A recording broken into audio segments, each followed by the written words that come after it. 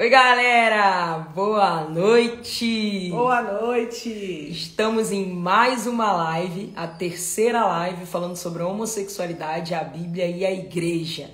E hoje o nosso convidado tá chegando aí, daqui a pouco ele vai entrar, o famoso teólogo latino, pastor Walter Pinheiro.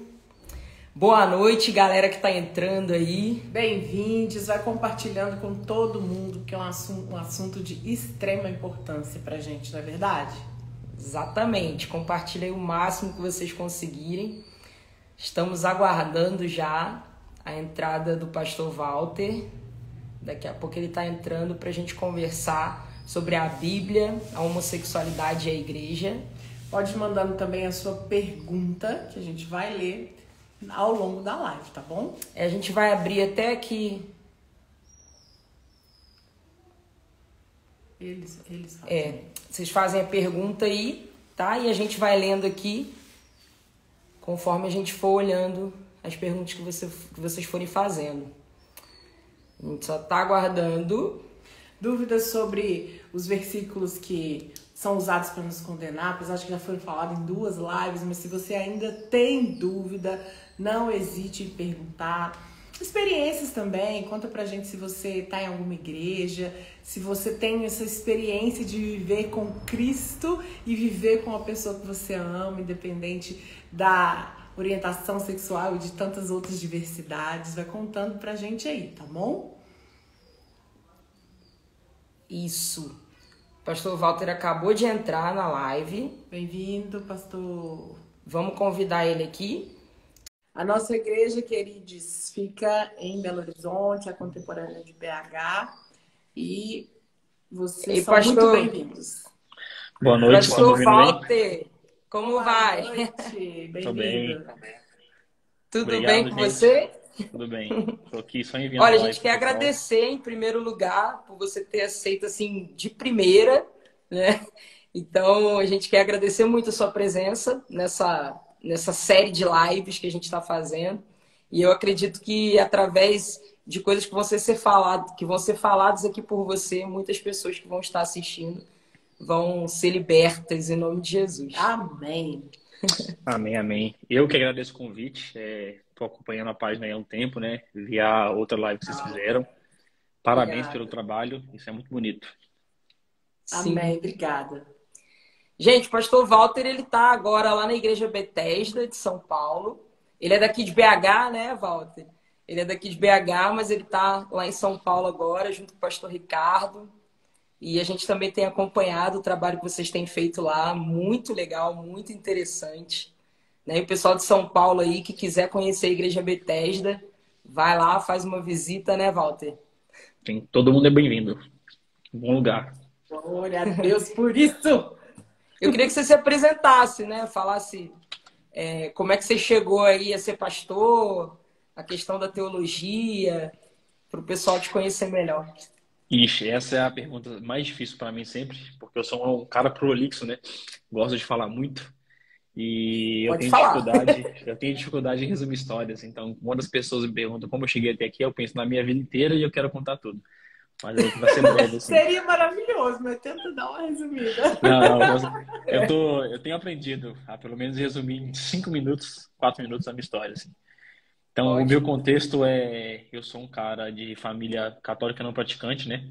Então, eu não tive muito contato com religião até os 17 anos. Eu tive pouquíssimo contato com a igreja. Eu acho que eu fui na igreja evangélica umas 4 vezes na vida até os 17 anos. Fui convidado pela uma vizinha e tal. E aí, com 17 anos, eu tive uma experiência, assim, sei lá, não sei explicar, uma experiência com Deus na minha casa. E a única pessoa que eu conhecia que era crente era uma vizinha, que ia numa igreja neopentecostal. E eu liguei para ela, depois de muitos anos sem ver, e aí eu pedi para visitar a igreja dela. E quando eu cheguei lá, tava tocando uma música do Kleber Lucas, Eu Te Agradeço, Deus. E aí, eu não sei por que aquela música falou muito comigo, eu levantei os braços e aceitei Jesus. Então, depois dessa experiência, eu lembro que eu queria fazer tudo na igreja. Então, eu não sabia por quê, mas a figura de Jesus, ela me causava uma admiração, né? E um encantamento. E aí eu tinha uns preconceitos com a igreja, eu achava que todo crente era alienado, que era sempre o fantoche, né, do pastor, que todo pastor era ladrão. E aí eu fui parar numa comunidadezinha de 30 pessoas, na favela, no meio da periferia, onde o pastor da igreja era motoboy. Então, o pastor da igreja Maravilha, hein? Uau! tinha pouco dinheiro, não vivia da igreja, e o pouco que ele tinha, ele ainda compartilhava com a igreja porque eles não conseguiam pagar o aluguel. Então, foi uma quebra, assim, de preconceito que eu tinha, por conta de não conhecer mesmo. E aí, a partir desse momento, desde quando eu me converti, eu comecei a me envolver muito com todas as coisas da igreja. Porque todo mundo sabe, né? Isso Igreja de foi aqui bairro, em BH? isso foi em BH. Eu morava aí no bairro Serra. Então, essa igreja ficava Sim, no aglomerado da Serra. Vocês são da onde? Legal. Em BH? Nós somos o bairro Olímpio de Melo, nossa igreja Sim. fica no Barro no Preto. Barro Preto. Barra Preta, conheço muito ali. Eu fui, Cristão eu Contemporâneo. nasci e fui criado no bairro Serra, Sim, Zona Sul, lá perto da Cardoso, assim. E aí, Sim. quando eu me converti, nessa igreja, a vida de todo mundo de igreja pequena é isso, todo mundo faz tudo, né? Então, eu fiz teatro, cuidava dos jovens, ia no, tudo, ia no ensaio de música sem saber cantar, então a gente se envolve com tudo. E eu estava saindo do ensino médio, indo para a faculdade, então não trabalhava nessa época, então fazia muita coisa na igreja mesmo. E aí, depois de um tempo, eu comecei a me envolver com missões, fui voluntário da Jocum, depois entrei para uma outra ONG de missões, fui dedicar minha vida a isso, virei líder de homens na igreja, então comecei a cuidar de uma galera, né, desde muito novo, assim. E aí, o meu interesse pela teologia foi porque eu sempre gostei muito de ler, tudo, né, eu sou das ciências humanas aí, e aí na igreja era a mesma coisa, então eu comecei a pregar na igreja, comecei a ler uns livros de teologia separados, assim. E depois depois de uma longa caminhada, eu comecei a ter crises com a igreja. Então, quando eu comecei a brigar com a igreja, assim, fui expulso de uma igreja, mas isso é uma outra história, fica para outro dia. Mas essa é eu longa também também. fui expulsa. Eu também. Ah, então, tamo junto aqui, que Tamo Tamo junto. junto. estamos na sintonia. E quando eu fui expulso de igreja, e quando a gente se envolve com lideranças de instituições, a gente vê que nos bastidores as coisas são mais complicadas, né? Então eu tive uma crise de fé, tive uma crise com Deus e tudo, fiquei um tempo fora da igreja, e aí eu conheci o pessoal do Missão da Íntegra. Ed Renekiewicz, Ariovaldo Ramos, esse pessoal todo que fazia esse movimento lá em 2014, 2015, 2016. E através dessa galera eu comecei a querer fazer teologia. Aí eu fui para um seminário, estudei, e resumindo, né, para não ficar muito longo, depois de fazer várias tentativas em várias denominações, Assembleia de Deus, igrejas batistas tradicionais, eu via que eu não me encaixava em nenhuma dessas igrejas. E aí eu fundei alguns movimentos de rua, igreja underground, igreja com moradores de rua, fiz muitas coisas. E Legal. depois eu conheci o Felipe Gibran, é um grande amigo aí que caminha comigo no Reino Pessoa, né, que é um podcast que a gente tem. E aí o Gibran me desafiou a começar uma comunidade com ele. E aí nós fundamos no ano passado, vai fazer um ano agora, né? Próximo final de semana, a Comuna do Reino, que é uma igreja em BH. E aí eu comecei a pastorear, né, oficialmente. Já fazia isso há muitos anos, mas agora com a responsabilidade e o cargo.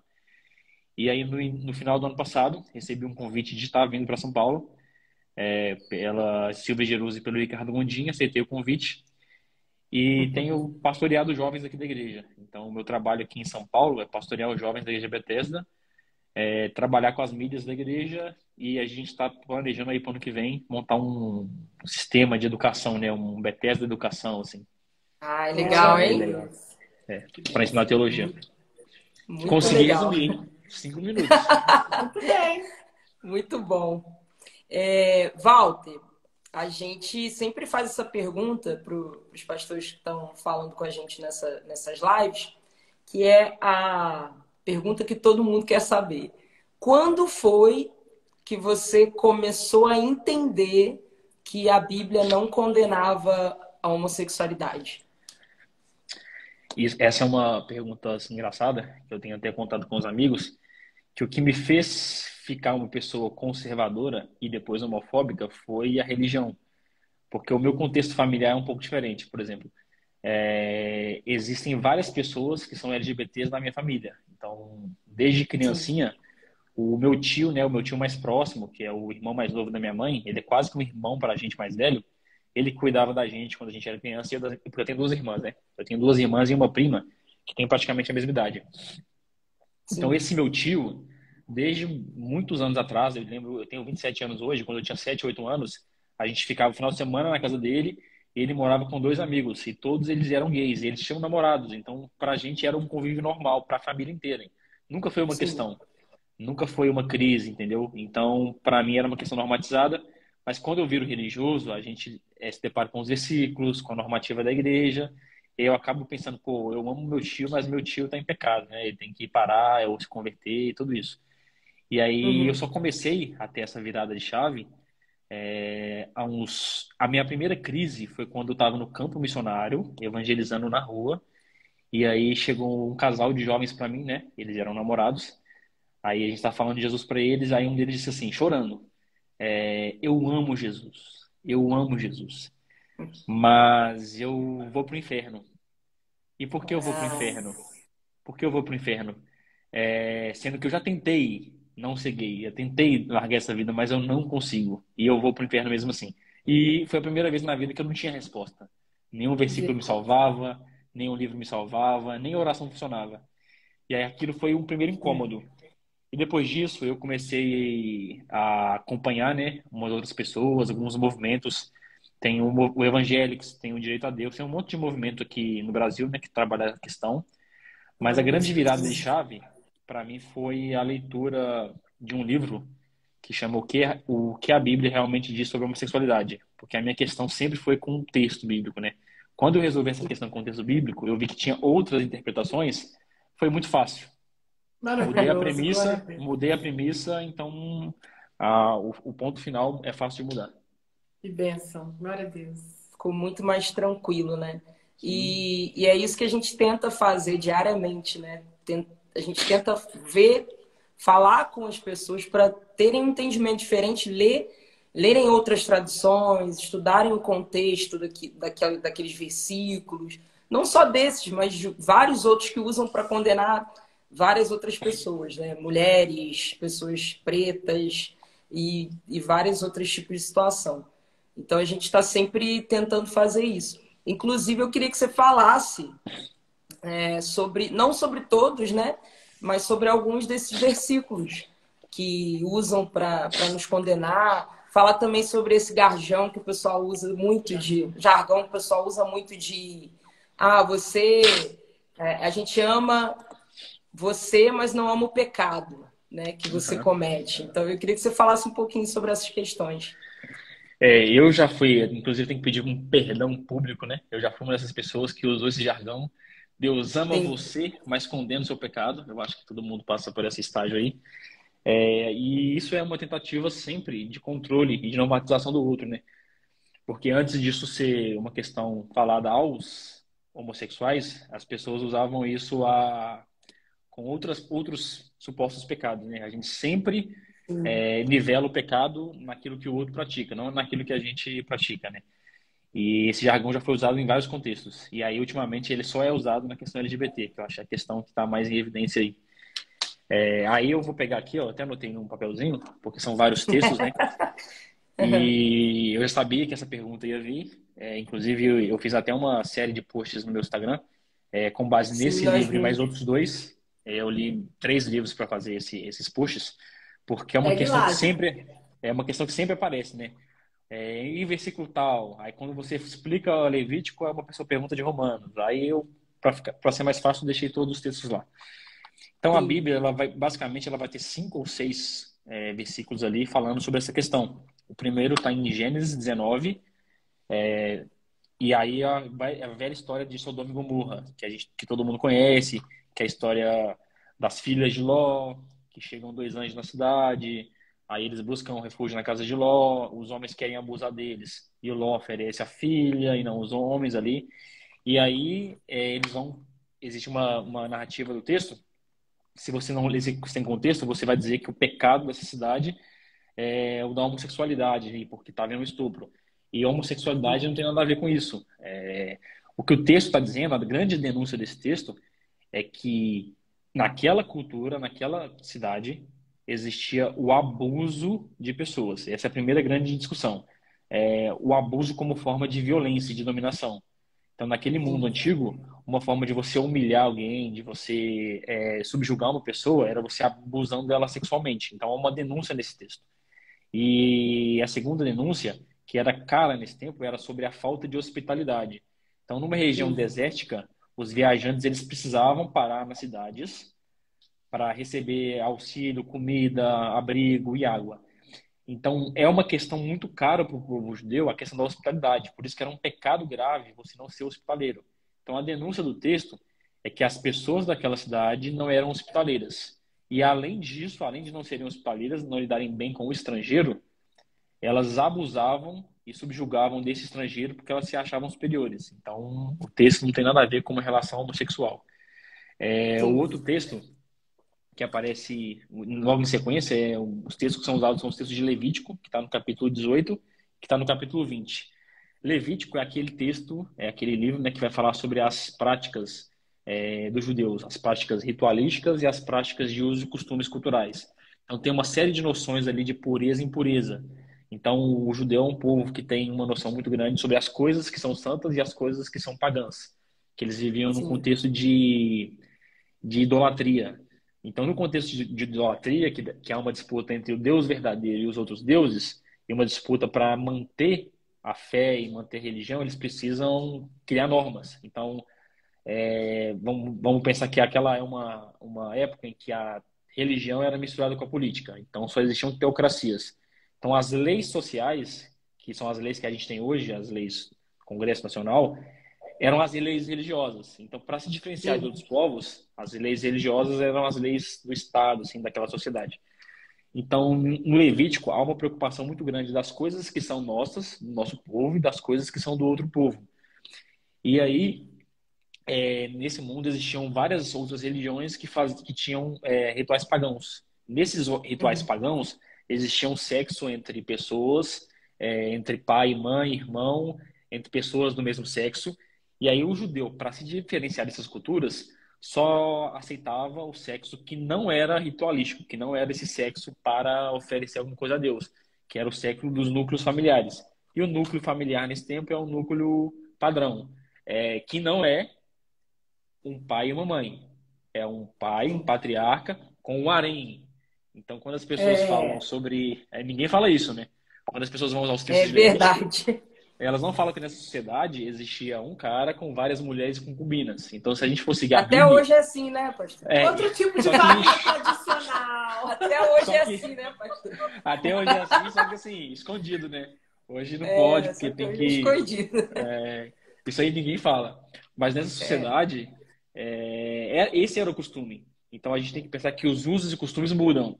E a grande questão de Levítico era sobre o ritual pagão mesmo. É por isso que o texto vai falar que é abominação. Porque a abominação não é a relação em si. A abominação é a adoração a outros deuses, que naquela religião monoteísta era muito caro. E as pessoas transferem, né, para Levítico uma questão de relação sexual entre duas pessoas que se amam. Só que se a gente seguir à risca o texto, nós vamos ter que parar de fazer um monte de coisas que a gente faz no nosso dia a dia. Comer camarão, sim. cortar barba, usar tecido com lã. Tecido Tudo, misturado. tá tudo isso no mesmo texto, entendeu? Outro texto que logo em sequência é usado é o texto de Romanos, tá? Romanos capítulo 1.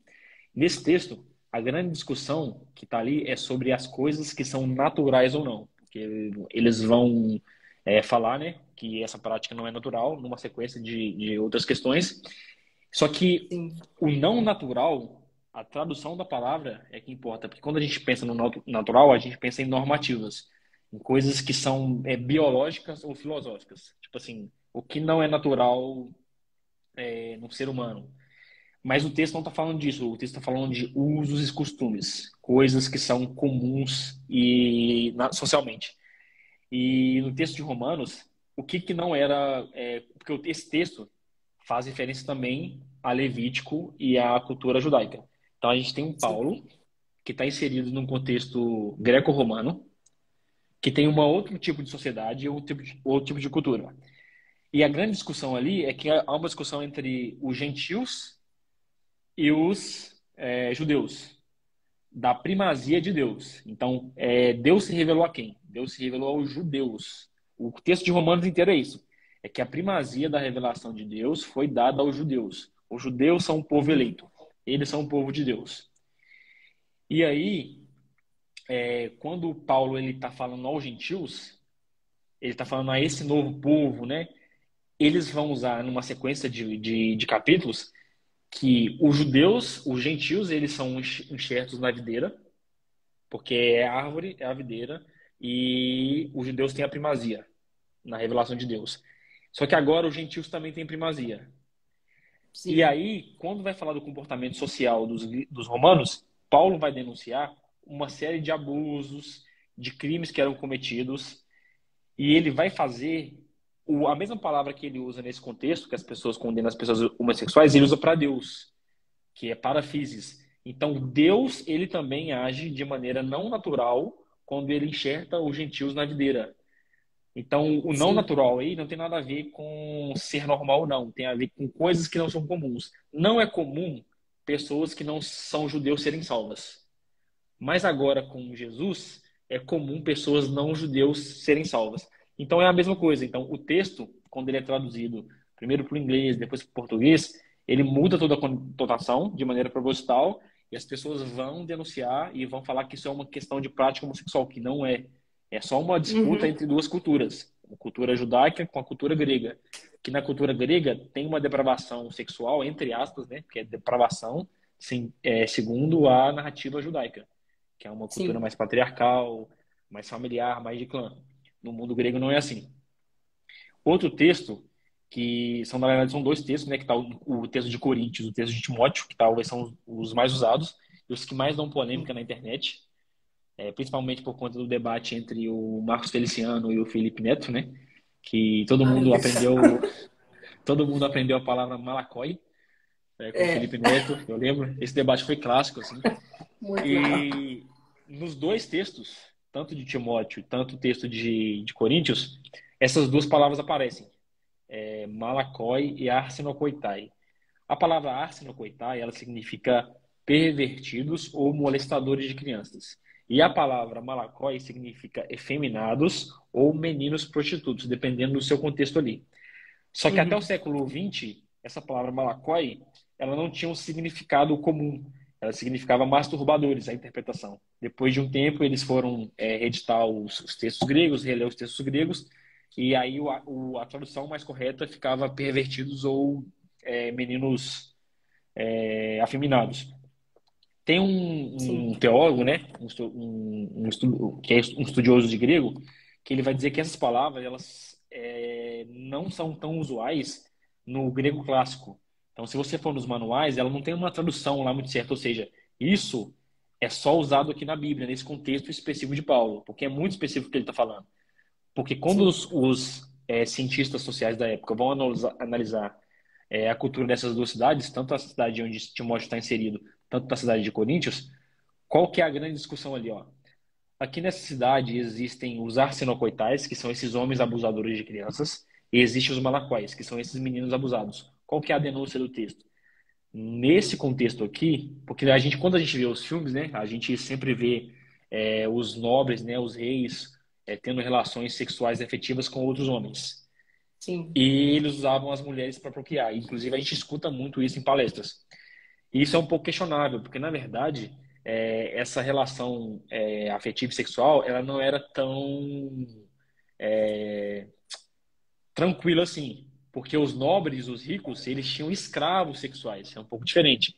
Então, eles eram geralmente generais ou nobres mais velhos, que eles tinham meninos muito novos para serem escravos sexuais. Então, Paulo, dentro desse contexto, ele está denunciando esse tipo de abuso. Olha, existe uma galera aqui que está sendo forçada a fazer sexo com homens mais velhos por conta dessa cultura que é perversa, que é caída. Então, essa é a denúncia de Paulo. Sim. Ele não está denunciando uma pessoa que é homossexual, uma relação de pessoas do mesmo sexo que se amam. Ele está denunciando só o abuso. Porque a tradução do texto é justamente abusadores. Os arsenocoitais são abusadores. Não são pessoas que se relacionam com outros homens. Essa não é a tradução. Não existe essa concepção nesse mundo de homossexuais. E aí, os outros textos, né, que vão aparecer são aqueles textos que estão em Judas. Um outro texto em 2 Pedro, que sempre vão fazer referência a esses textos antigos. Então, basicamente, são o texto de Gênesis, Levítico, Romanos, o de Coríntios e de Timóteo. As outras afirmações, as outras passagens, estão sempre se referenciando a esses textos. Então, se você leu esses textos e entendeu que nenhum deles fala sobre uma pessoa que é homossexual, sobre uma identidade de gênero, sobre uma afetividade ou sobre uma relação sexual entre pessoas do mesmo sexo, quando você descobre que esses textos não falam isso, fica muito mais fácil de interpretar a Bíblia e de ver que não há condenação em nenhum texto na Bíblia sobre pessoas homossexuais. Glória a Deus. Amém. Amém? E aí, eu Pessoal, citei muito rápido, foi mal aí, eu citei muito rápido, porque na verdade existem vários debates longos na história da interpretação da hermenêutica. Aí os posts que eu fiz no meu perfil, eles são bem curtos, não respondem tudo, mas tem muito livro, tem muito artigo, tem muito material bom de graça na internet, que você pode ver 10, 20, 50 páginas sobre cada um dos textos. É verdade. Falar em livro, fala novamente, por favor, o livro que você leu, que mudou a chave aí, que eu vou anotar aqui para o pessoal que está perguntando. O que a Bíblia realmente diz sobre a homossexualidade. Eu estou aqui escrevendo também, por isso que eu estou falando devagar. Estou botando aqui no chat. Tá. Obrigada. Por isso que eu estou ditando praticamente. De quem é esse livro? Eu não sei falar sobre o nome dele, mas é um cara que chama Daniel, acho que Helminiak, alguma coisa assim. Mas se você digitar isso aí no Google, aparece né? na Amazon. Na Amazon esse livro deve custar uns R$30, R$35. Ótimo. Então, só digitar que vocês conseguem comprar ele fácil. Tá. Então, ó, ele já escreveu aí, gente. Tá escrito. O que a Bíblia realmente diz sobre a homossexualidade. Então, joga lá no Google, encontra lá. Semana passada também, o pastor Hermes falou do livro dele, vai ajudar muito. Então, o importante é buscar conhecimento e revelação da palavra pelo Espírito Santo. Amém? O pessoal falou aí no chat, Helminiak o nome dele. Daniel Helminiak. Ah, maravilha. Obrigada, gente. Falando sobre igreja, né? A gente sabe que hoje existem algumas igrejas que elas começaram a aceitar o homossexual, mas reprimir a prática, né? Tipo, a pessoa é aceita na igreja como homossexual. Ser homossexual não é pecado, mas a prática é pecado. Sim. O que você pensa sobre essa teoria aí? Então, essa virada de chave que essas igrejas conservadoras tiveram é simplesmente porque elas não conseguem sustentar biblicamente a ideia de que ser homossexual é um pecado. Isso não tem como sustentar. Então, todos os conservadores, praticamente quase todos que a gente conhece, tirando uns presbiterianos mais radicais ou uns neopentecostais, vão dizer que ser homossexual é pecado. Quase todas as igrejas conservadoras já chegaram à ideia de que ser homossexual não é pecado, mas o problema é a prática. E por que dizem isso? Porque eles não têm uma noção nenhuma sobre antropologia, não estudaram psicologia, porque essa cisão entre o ser e o praticar não existe. Não existe em nenhuma ciência. O ser humano é um ser integral. Então, aquilo que você sente, aquilo que você pensa, aquilo que você faz parte do que você é. Então, não existe essa cisão. Então, não é possível você dizer que a prática... Eu já disse isso há muito tempo. Antes de eu ter as minhas viradas de chave, quando eu fui caminhando nesse processo de entender a questão, para eu ficar assim... eu já entendi que eu não posso condenar as pessoas ao inferno. Porque Jesus ama todas as pessoas da mesma forma. Então, já que eu não posso condenar as pessoas ao inferno, eu tenho que arrumar algum jeito de fazer com que aquele versículo escrito de maneira errada ele seja validado, mas que eu também ame. Então eu amo você, mas eu odeio o que você faz. E aí até um dia que alguns amigos meus chegaram para mim, né, alguns casais de amigos homossexuais chegaram para mim e falaram assim, olha, você ama a gente, mas você sabe que a gente dorme todo dia à noite, né? Então quando a gente vai dormir, você passa a odiar a gente? Então eu tenho uns bons amigos, eu tenho uns bons amigos que me confrontaram muito. Você me ama de dia e eu odeio de noite, entendeu? Você me ama então, de dia. Aí renova, né? Igual a misericórdia de Deus que renova isso, de manhã, aí ama de novo, aí odeia de novo. Exatamente, ou seja, não faz sentido. Isso não tem sustentação teórica em lugar nenhum. E aí, como isso não tem sustentação teórica em lugar nenhum, o que essas igrejas têm que fazer é fazer essa transição, essa concepção, ter uma abertura de coração honesta para o assunto. Mas por que não fazem? Porque tá todo mundo hoje com medo de ser processado, né? Então, hoje, graças a Deus, as leis estão mais rígidas nessa questão, né? Porque é uma homofobia você atentar contra a vida de alguém, no sentido até de fala mesmo, é um crime mesmo. E também, qual que é uma coisa que essas igrejas conservadoras identificaram? Grande parte do seu público ou é LGBT ou algum frequentante tem um parente LGBT ou um amigo LGBT. Então esse discurso não é aceito mais dentro dessas igrejas. E se elas não tivessem feito pelo menos essa mudança de chave pequena, elas perderiam público, perderiam dinheiro. Então também tem a questão do game money, né, que conta muito assim. Essa pessoa, ela está na prática do pecado, mas ela pode dizimar aqui, né? Ela pode Sim, servir aqui, ela pode doar a sua vida, o seu voluntariado. Então, nós podemos te usar, mas você está em pecado. Então, é Impressionante. triste, assim. Muito, muito triste. isso é um outro problema, né? E vários outros casos que a gente sabe, conhece também, de igrejas que muitas vezes não aceitam homossexuais, né? Ou, aliás, aceitam homossexuais, mas tentam ali trazer uma cura, né? Para essa pessoa e às vezes cura até através de violência sexual, Sim. né? É, é, é um, é complicado isso, porque eu não sei se vocês viram um documentário do Netflix, né? Eu acho que chama Ray Away, meu inglês é de Vimos. milhões. Esse Sim, documentário é muito bom porque ele vai denunciar toda essa prática de cura, de terapia, né? De desconversão. Porque o que esses movimentos fazem, geralmente você pode identificar, é legitimar o discurso deles, que é homofóbico, através de um argumento de autoridade. Então, sempre esses movimentos de cura gay, tem um desses caras, né, que geralmente é o líder ou vice-líder, que faz uma faculdade de psicologia. E aí, como ele é um psicólogo, ele vai e fala com argumento de autoridade. Mas dentro do conceito de psicologia, todo mundo é contra o que ele ensina, não existe material teórico que confirme o que ele está falando, mas ele é um psicólogo. Eu não vou citar nomes aqui não, porque eu não sou indelicado, mas existe um monte de movimento aí, né, de pastores, né, que cuidam de pessoas LGBTs, que são pastores conservadores, que eles ousam até fazer pós-graduações em terapia sexual.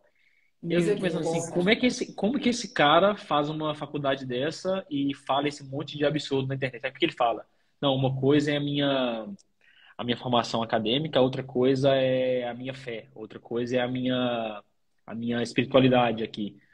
Mas como assim? Você tá fazendo uma faculdade de psicologia, você está fazendo uma pós-graduação em terapia familiar ou terapia sexual para te dar legitimidade para falar de um assunto, mas quando você dá conferências nas igrejas, quando você ensina cursos na internet, você descarta todo esse conhecimento que você adquiriu, mas você dá a carteirada, né, de psicólogo. Isso aí é perverso, assim. E é sutil, ninguém percebe, porque é um psicólogo falando.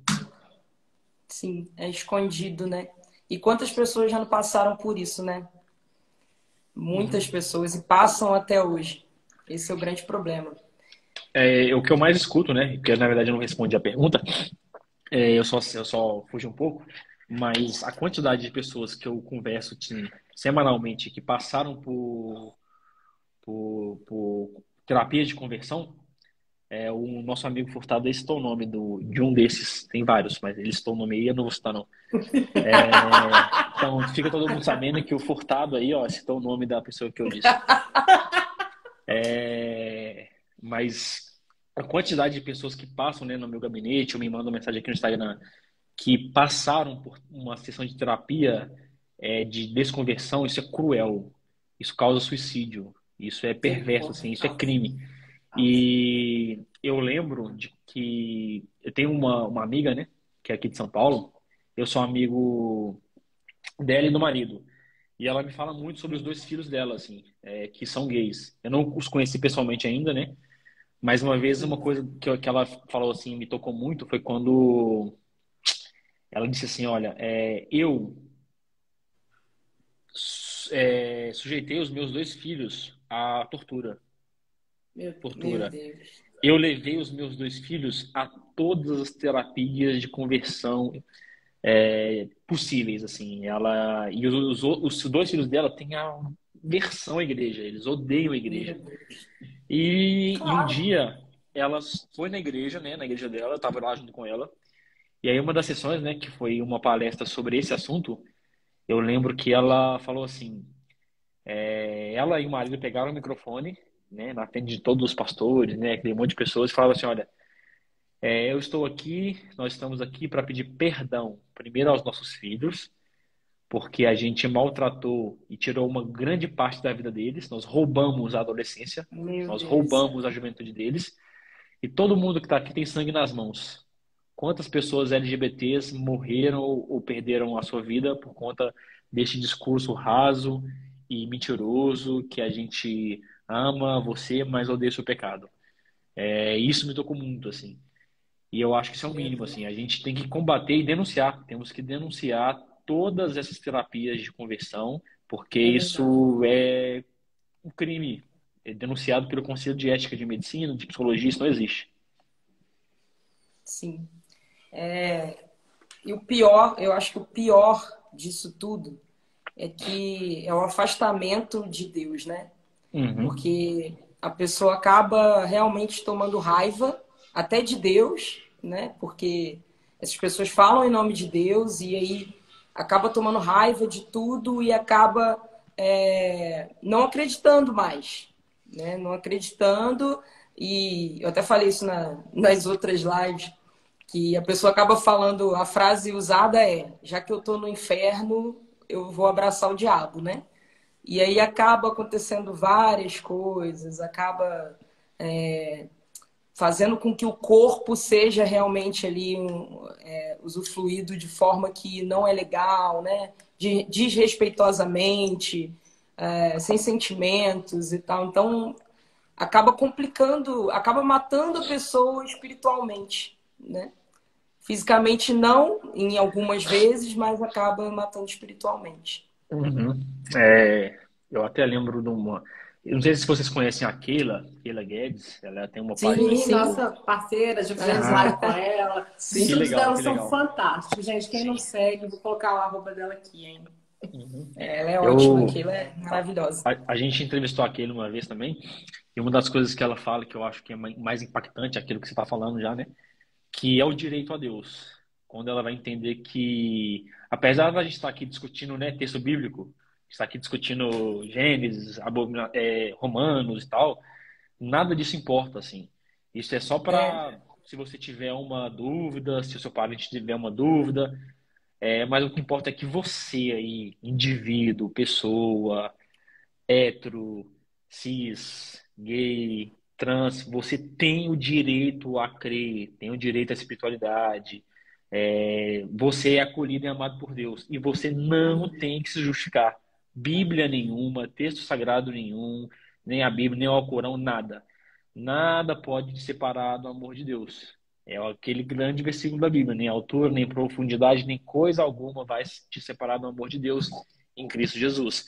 Ou seja, Amém. quando o véu é rasgado e nós vimos a face de Deus assim através do Filho, né, do Jesus humanizado, isso significa que Jesus ele é acessível a todos nós. Então, essa disputa que a gente faz é só para demarcar território. Olha, nós somos cristãos que temos uma interpretação da Bíblia diferente de vocês, mas não é isso que pode guiar a sua vida. Não é a interpretação do sim. texto que pode guiar a sua vida. É a sua relação pessoal com Deus. Então, é por isso que você tem que orar a Deus, ter a sua vida com Deus, ter a sua intimidade com Deus, e isso ninguém tira de você. Nenhuma teologia, nenhuma igreja, nem eu, nem as meninas aqui, ninguém, entendeu? Ninguém. Nada pode nos separar do amor de Deus. Exatamente. Maravilhoso isso. Glória a Deus por isso. E a gente Amém. ora, sabe? Pede muito a Deus para que esse versículo entre no coração das pessoas, porque realmente é o pior. Você perder a sua relação com Deus é a pior coisa que pode acontecer, né? O Uhum. Espírito Santo sopra a vida dele sobre nós. Ele é o nosso fôlego de vida. Então, quando a gente perde isso, é meio como se a gente tivesse perdido o propósito da nossa vida. Qual é o propósito da gente estar aqui, né? O porquê que a gente está aqui. E quando a gente se perde de Deus, e a gente não consegue mais encontrar, a gente também recebe várias mensagens, sabe?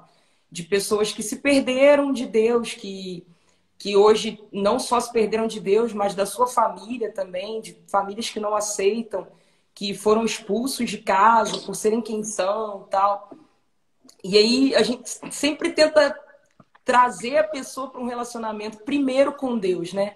Para que ela tenha um novo encontro com Deus e aí a partir dali ela voltar a ter também, sim, um relacionamento com a família, perdoar, porque o perdão é de Deus, é amar essas pessoas, voltar a amar seus pais, mesmo que um dia eles tenham condenado, um dia tenham tirado essas pessoas de casa.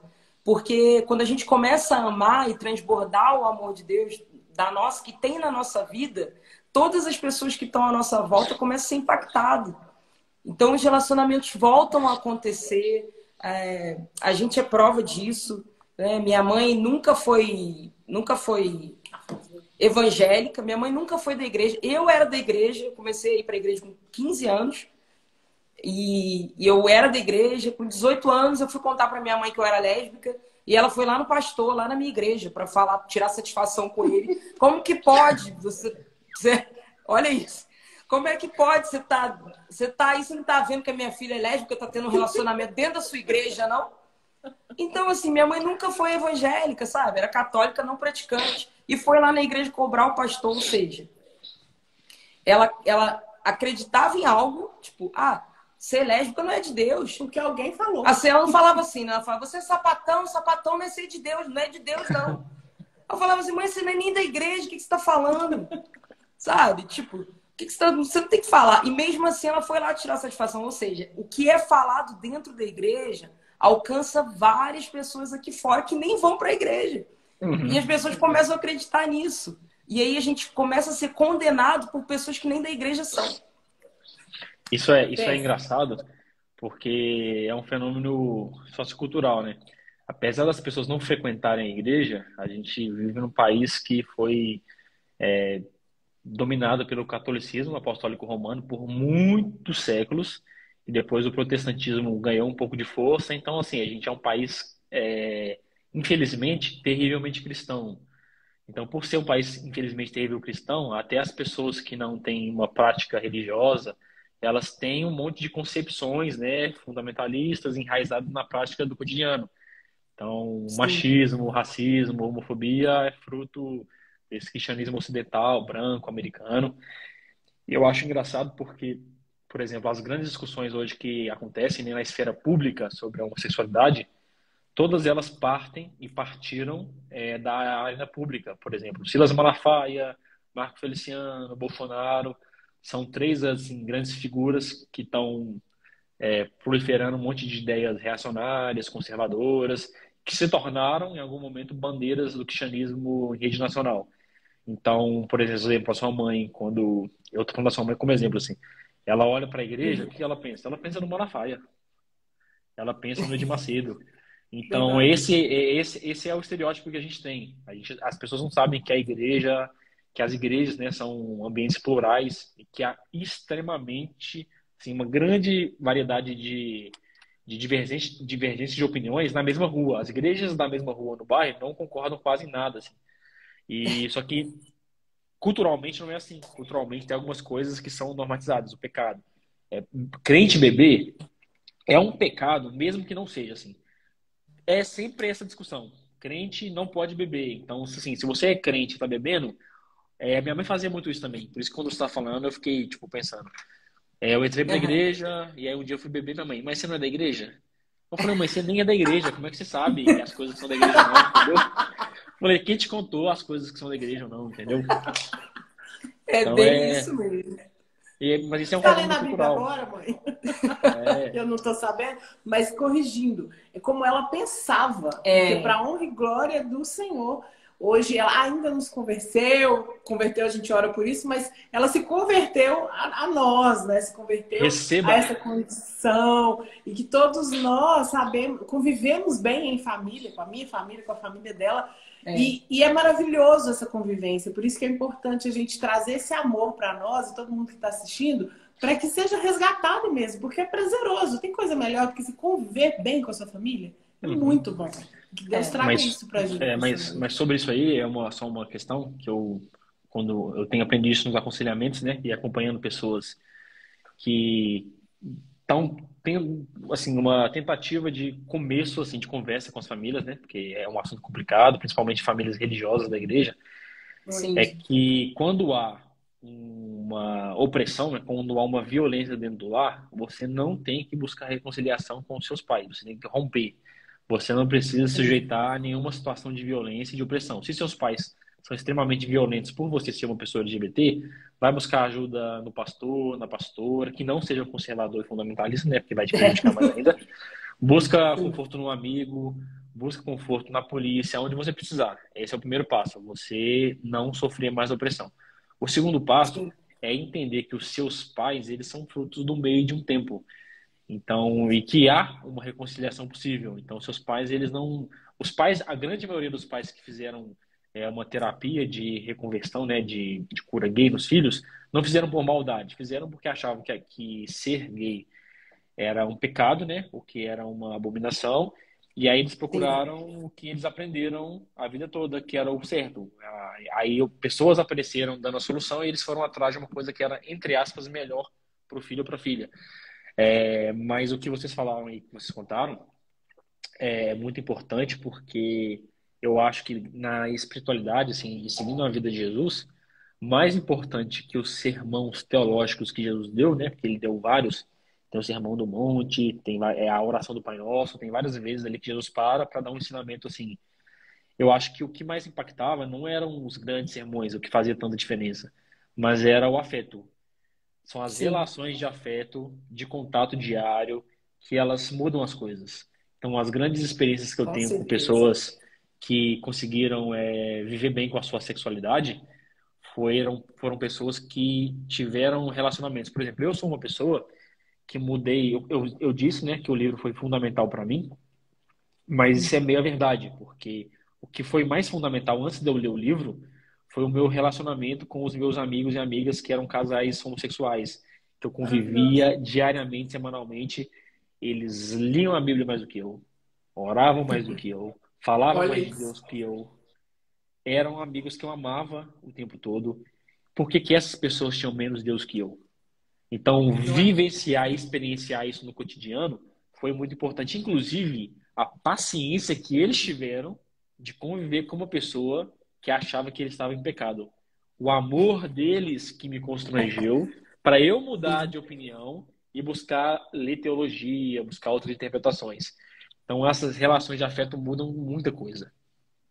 É verdade. Eu acredito que com as nossas famílias foi assim também, porque a gente convive muito harmoniosamente com Uhum. eles e não tem essa coisa do julgamento. A gente convive de verdade e eu acredito sim que o que mudou foi essa relação gostosa que a gente tem com eles, a relação de respeito que a gente tem entre a gente, claro, e com eles também, de entender, de conversar, de ajudar no dia a dia, aquela união, sabe? Eu sei que nem todas as pessoas têm isso, mas eu acredito, eu desejo isso e acredito que a gente pode cultivar se não existe. Amém, amém. Exato. Amém. Pastor Walter, a gente sempre, nas lives, a gente está convidando uma pessoa no final, um cantor ou uma cantora LGBTQIA+, cristão. E nessa live em especial, a gente chamou uma pessoa que ela canta rap. E a gente chamou por causa Oh, de você, porque a gente sabe que você gosta. já vou seguir ela, porque se eu não conheço, eu vou seguir. E aí, a gente vai convidar ele para entrar agora. E a gente queria que você deixasse uma mensagem final aí pro pessoal que está na live, que é LGBTQIA+, uma mensagem de Deus para essas pessoas. Só antes de eu dar a minha mensagem final, só queria mencionar assim, um amigo meu que está assistindo a live, que é o Davi, o David, na verdade, que ele escreveu assim: vamos marcar um papo sobre FEHV. Marquem um papo com ele, gravem uma live com ele. Ele é um cara Ah, muito bom. demorou. Com Ele certeza. Vou pedir para eles chamarem vocês aí no chat, né? O David é um menino muito bom que tem pautar essa discussão entre o direito das pessoas ao acesso ao SUS de medicamentos, né, contra o HIV. Ele faz essa discussão sobre a preservação, sobre a sexualidade saudável Coisa dentro da igreja. maravilhosa. Ele é muito Muito bom, bom. assim. Muito E legal. aí, a minha fala final na verdade, eu vou falar de um versículo, assim, muito conhecido por todo mundo, que é o Salmo 23, né? Ele vai falar: o Senhor é meu pastor e nada me faltará. E aí tem um verso do Salmo 23 que ele fala que a bondade e a misericórdia me seguirão todos os dias. E eu Ah, gosto de uma tradução da Bíblia que fala assim que a bondade e a misericórdia me perseguirão todos os dias da minha vida. E aí, como é um salmo que fala do pastor, e eu gosto muito de imaginar a cena. O que é um pastor? O pastor é um cara meio velhinho, né, com a barba, que tem um cajado na mão. E o cajado do pastor é aquele cajado que tem um pedaço de pau e tem uma voltinha assim, né? E aquela voltinha sim. serve para pegar Puxa, a ovelha puxar a ovelha pelo pescoço, né? é Para a verdade. ovelha não Sim. fugir. E aí, o que eu imagino é a figura de Deus como esse pastor, e nós somos as ovelhas, estamos ali batendo cabeça. Ovelha é um bicho meio cego, assim, não enxerga direito. Então ele vai andando, batendo nas coisas, errando, vai batendo umas nas outras, mas elas conseguem ouvir a voz do pastor. A ovelha discerne a voz do Sim. pastor. E ela só obedece o comando do mesmo pastor. Então essa análise que a Bíblia faz sobre o pastor e a ovelha, ela é muito boa, porque e esse versículo me toca muito, e eu acho que vocês deveriam tomar ele para a vida de vocês, é que a Bíblia vai dizer que a misericórdia vai nos perseguir quando a gente errar.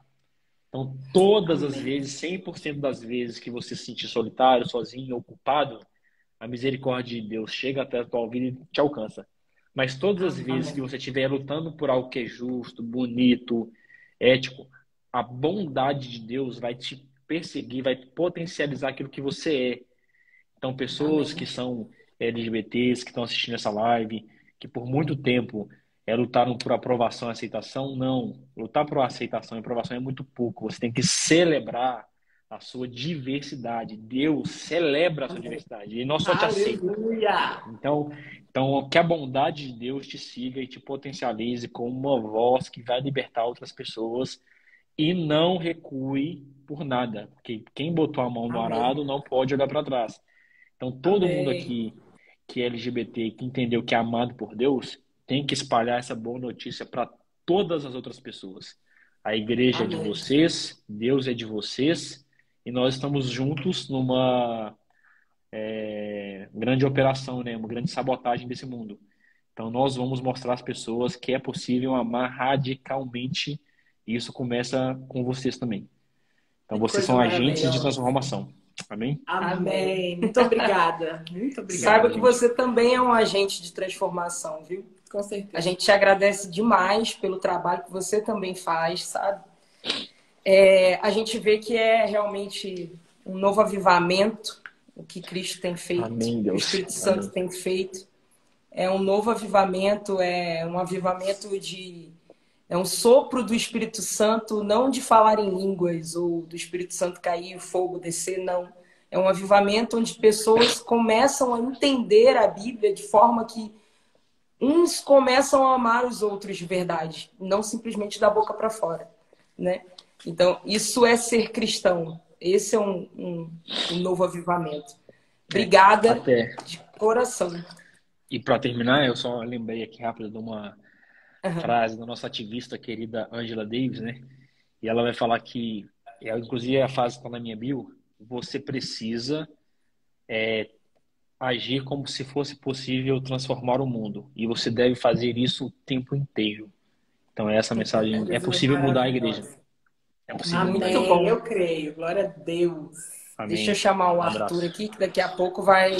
Pode ficar aí, viu? Pra você Fica ouvir. aí. Vou ficar, vou ouvir. É, Aí ele. Glória a Deus. Aceita aí, Arthur. chamei. Obrigada, gente. Obrigada mesmo. Ei, Arthur! Oiê. E aí, tudo bem? E aí, Tudo bem? quero Arthur, ouvir se esse. apresente. Gente, quando vocês falaram que ele convidamos o Arthur porque você gosta de rap, eu fiquei, pelo amor de Deus, que responsa. O cara vai Nada, estar, filho. o cara vai estar olhando pra mim com um bloquinho assim, ó, me analisando agora. Não sou crítico assim, não, eu sou apreciador. Eu só escuto. Amém. E aí, meninas, a paz do Senhor, como é que vocês estão? Pode ser, meu querido, Tudo bem, você? graças a Deus. Arthur, Aqui fala de tá... onde você é. Fala aí da sua música nova, da música que você vai cantar agora pra gente. Então, eu sou aqui de Natal, no Rio Grande do Norte. Inclusive, tá chovendo muito aqui. Enquanto tava rolando a live, eu fiquei, gente, como é que eu vou cantar? Tava chovendo, tipo, de fazer barulho, assim. Tava muito grande. Eu não sei nem como é que tá a conexão aí com vocês. Tá tudo ok? Estão me ouvindo direitinho? Ok. Tá ótimo. Sim, eu vim de Natal, sou de Natal. Eu vou lançar uma música agora em setembro. Estou muito empolgado com essa canção. É uma das poucas canções que eu exploro a minha área fora o rap. Então, assim, estou bastante ansioso. Para quem não sabe, eu tive depressão durante muito tempo da minha vida. Então, sempre quando chega o Setembro Amarelo, meu coração arde muito para eu fazer alguma coisa, sabe? Tipo assim, Arthur, faça alguma coisa. Pelo menos as pessoas que estão passando pela mesma coisa que você passou. E aí, vou lançar um clipe novo, música nova. E eu tô muito, muito empolgado para mostrar para vocês. Inclusive, com exclusividade, eu resolvi cantar um trechinho dela aqui na live. Assim, Que maravilha! exclusiva para vocês. E é isso, eu queria agradecer a oportunidade. Eu não tenho instrumentais, assim, eu não tenho assim, um violão, eu não faço tudo pelo computador, minha batida é eletrônica. Então eu tô aqui com a caixinha Bluetooth aqui do lado com o instrumental, sabe? Então não faço a menor ideia se vai ficar muito alto, se vai ficar muito baixo.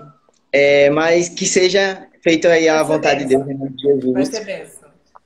certo? E Sucesso. que Jesus toque o coração de vocês, que essa live seja encerrada com muita unção, com muito amor de Deus derramado sobre as pessoas. Tenho certeza que tem pessoas aqui que se sentiram impactadas, emocionadas, acolhidas. Meninas, vocês fizeram um ótimo trabalho. Essas lives têm sido uma porta de Deus para a vida das pessoas. Isso é muito importante. Eu vejo o Instagram de vocês, acompanho o Instagram de vocês. Parabéns pelo conteúdo, parabéns por essa dinâmica de estar sempre postando que o Espírito Santo de Deus também está nos LGBTs. Os LGBTs podem ser alcançados, podem ser cristãos, podem ter uma vida abençoada. Obrigado. Em nome de toda a comunidade LGBT, seja cristão ou não, muito obrigado. Viu? Amém. Deus seja louvado. Amém, amém, amém. Eu vou começar. Que em nome de Jesus, todo mundo que esteja aqui esteja tocado por Deus. Em nome de Jesus, que o Espírito Santo fale ao coração de vocês. Eu vou dar aqui o meu melhor na live. Enfim. Glória a Deus. Aleluia. Aleluia. Senhor é bom. Maravilhoso. Estão ouvindo bem? Amém, Senhor. Eu era só um menino que sonhava acordado, agia por impulso, carregando machucados, e ainda tenho coisas pra curar. Mas olha para o tanto que já fiz. Não é fácil, mas eu consigo sorrir. Sei que um dia direi, Pai, olha só, eu consegui. Mas olha o tanto que já percorri. Não vai ser agora que vou desistir. Um dia vou dizer, glória ao Senhor, eu consegui. Mas olha o tanto que já fiz. Não é fácil, mas eu consigo sorrir. Sei que um dia direi, Pai, olha só, eu consegui.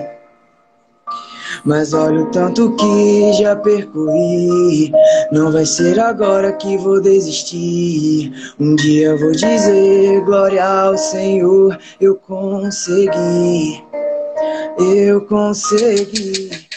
Não quero mais ficar, aguarda-te voltar. É assim que tudo vai passar. Não quero estar aqui, eu deixo-me levar. O que é meu vai, mas também volta. Aquele que eu amo prometeu voltar. Enquanto não chegar, vou me declarar. Ouço os teus sinais, pronto pra chegar. Lembrando que aqui já não é meu lugar. Não é meu lugar. Aguardo o dia que vou viajar. Voar no teu céu, não piscar de olhar. Pegando a estrada pra me voltar. Não.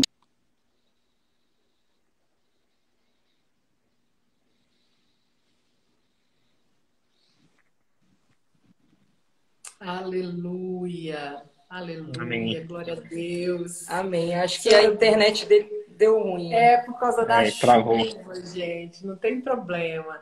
Mas E tava aí, lindo demais. maravilhoso. Sigam Ele, ele. Vocês vão ouvir mais do Arthur Bezerra, Em viu? nome de Jesus. Sigam ele. Mais uma vez, obrigada, Obrigada, pastor. gente. Fiquem De com nada, gente. Deus. Aguardo quando você voltar. Não quero mais Aleluia. ficar. Aguarda-te voltar. É assim que tudo vai passar. Não quero estar aqui. Eu deixo me levar. O que é meu vai, mas também volta. Mas também volta. Mas também volta. Mas também volta. Mas também volta. Mas também volta. Mas também volta. Amém, irmãs. Muito obrigado pela oportunidade. Muito bom. Glória a Muito Deus. bom. Nossa, Obrigada. a voz super rouca. Ah, tá lindo, Mas muito ficou lindo, obrigado. Tá Arthur. lindo demais. Um beijo para Senhor vocês. abençoe Deus imensamente abençoe. todos e todas. E até a Boa próxima noite. live na próxima terça-feira. Não percam, viu? Tchau, tchau. Tchau. Tá certo. Pessoal. Um cheiro. Tchau, tchau, gente. Muito obrigado. Tchau. Cheiro do Nordeste, adoro.